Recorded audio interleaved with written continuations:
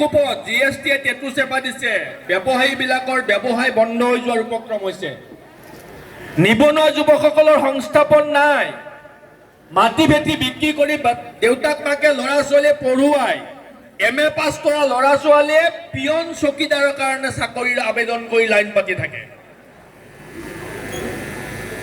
নিবনুৱা যুৱক যুৱতীৰ বুকুৰ হুমুনিয়া বিজেপি চৰকাৰখনে শুনা নাই। কৃষকৰ ফচল বজাৰত বিক্ৰী নহয়।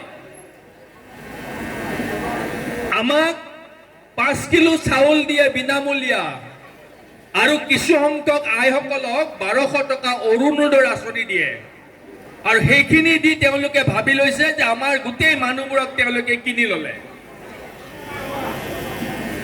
এই অৰুণোদয়ৰ পইচা বা বিনামূলীয়া চাউল হিমন্ত বিশ্ব শৰ্মা, সৰ্বানন্দ সোণোৱালে ভেটি মাটি বিক্ৰী কৰি আপোনালোকক দিয়া নাই। এইটো আমাৰ পৰা সংগ্ৰহ কৰা ৰাজহৰ ধনেৰে আপোনালোকক দিছে, আপোনালোকৰ প্ৰাপ্য। কিন্তু 1200